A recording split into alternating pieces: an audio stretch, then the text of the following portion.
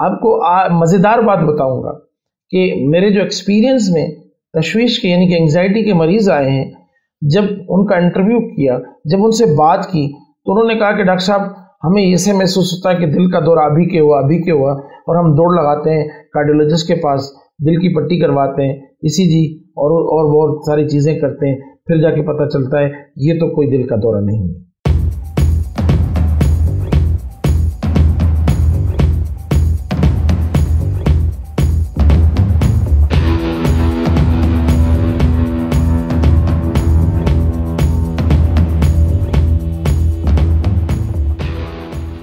بسم اللہ الرحمن الرحیم، میں ہوں ڈاکٹر شاہنواز M.K. دل، ذہنی صحت کی بات ڈاکٹر شاہنواز کے ساتھ۔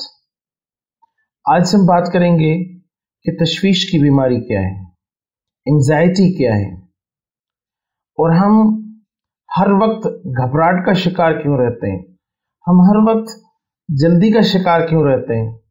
یہ ایک احساس کا نام ہے، یہ ایک عارضے کا نام ہے، یہ ایک بیماری کا نام ہے، یہ ایک بے ترتیبی کا نام ہے۔ گھبراہٹ کا ہونا ایک احساس ہے جس کے تجربے سے ہم بہت دفعہ گزرے ہوں گے۔ خطرات سے بچاؤ کس طرح کرنا ہے، چوکنا کس طرح رہنا ہے، مسائل کا سامنا کس طرح کرنا ہے، خوف کا سامنا کس طرح کرنا ہے، معاملات کو ہم نے کس طرح دیکھنا ہے۔ اور یہ جب چیزیں ایک حد تک ہوتی ہیں، جب یہ چیزیں ایک لمٹ میں ہوتی ہیں تو ہمارے کنٹرول میں ہوتی ہیں۔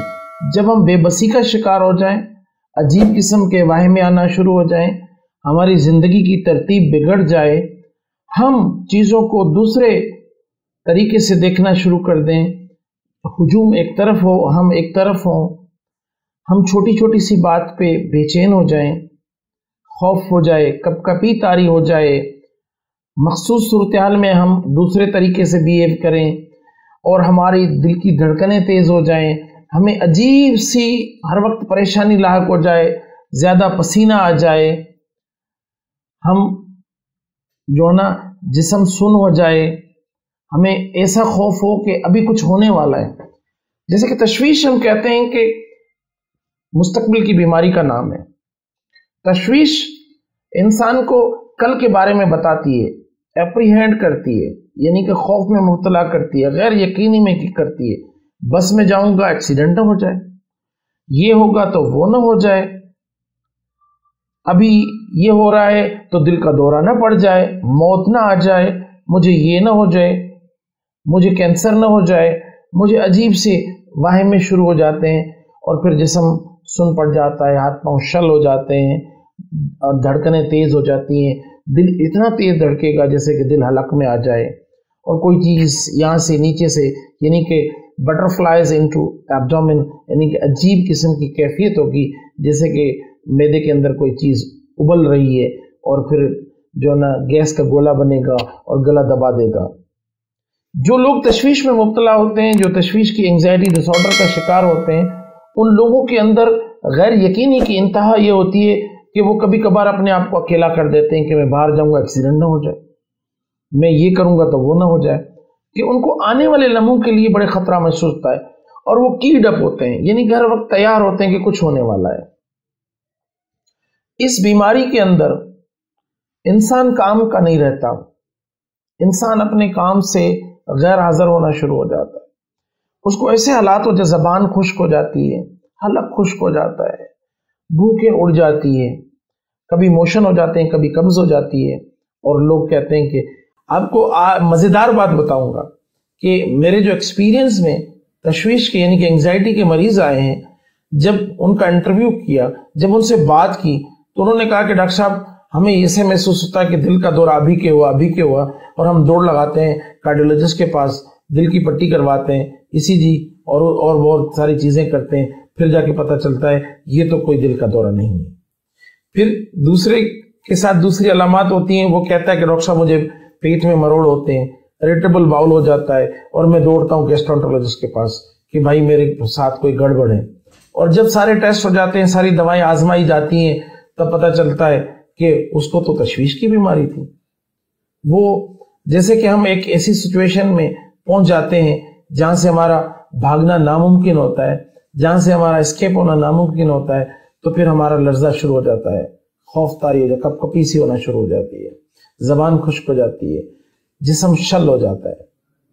तो दोस्तों, ये तशवीश की बीमारी भी एक नफ्सियाती आर्जा है। ये भी जो ना एक बेतरतीबी है, यानी कि एक खौफ, एक गैर यकीनी इस तरह आपके अंदर पनपेगी, इस तरह आपके अंदर बढ़ेगी, इस तरह आपके अंदर चलेगी कि आप खुद परेशान हो जाएंगे कि मुझे हो क्या रहा है। पॉइंटिंग ऑफ हर्ट होगी, ऐसे हालात हो जाएंगे कि अभी के मरा अभी के मरा।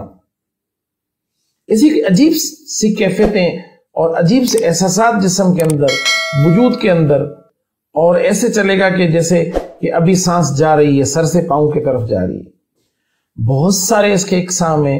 पैनिक डिसऑर्डर है, हरास की बीमारी कहते हैं, सोशल एंजाइटी डिसऑर्डर है, और जनरलाइज एंजाइटी डिसऑर्डर है। एगोराफोबिया के साथ, विदाउट एगोराफोबिया पैनिक अटैक्स होते हैं।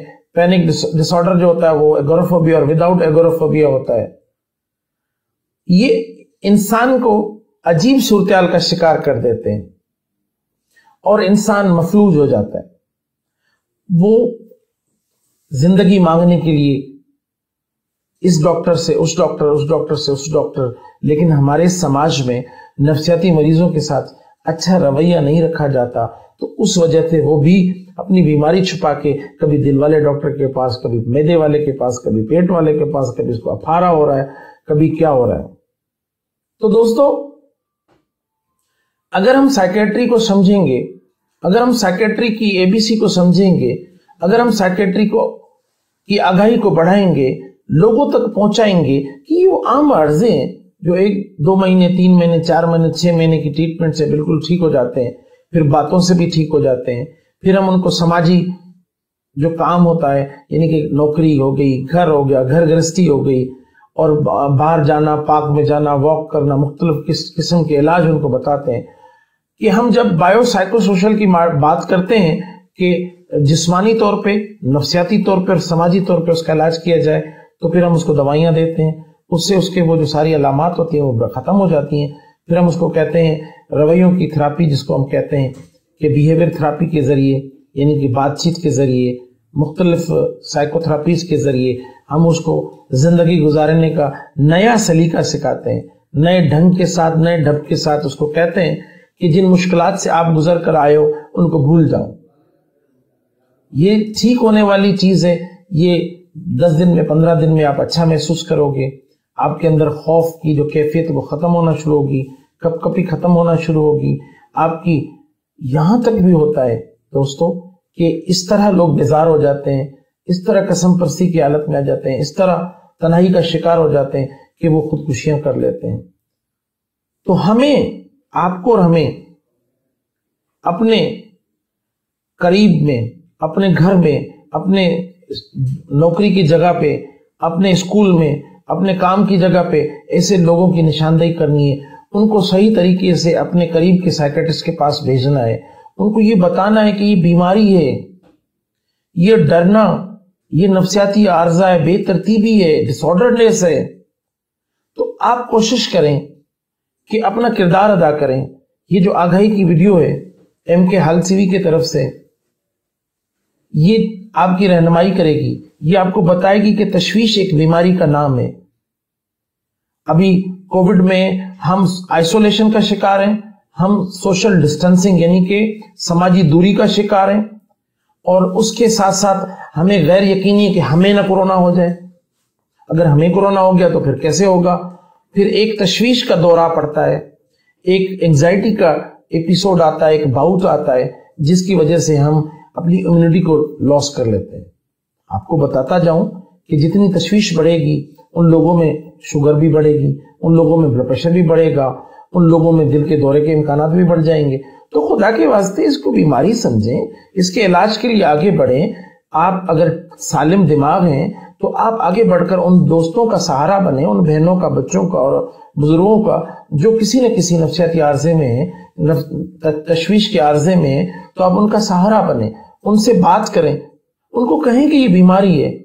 जैसे कि सर के दर्द के लिए आप गोली खाते हैं, बुखार के लिए आप गोली खाते हैं, मैदे के दर्द के लिए आप दवाई खाते हैं, जिस तरह आप जिस्म के कहीं और दर्द होता है, खांसी होती है तो आप शरबत पीते हैं, खांसी का शरबत पीते हैं, खांसी की दवाई खाते हैं या कोई टोटका करते हैं।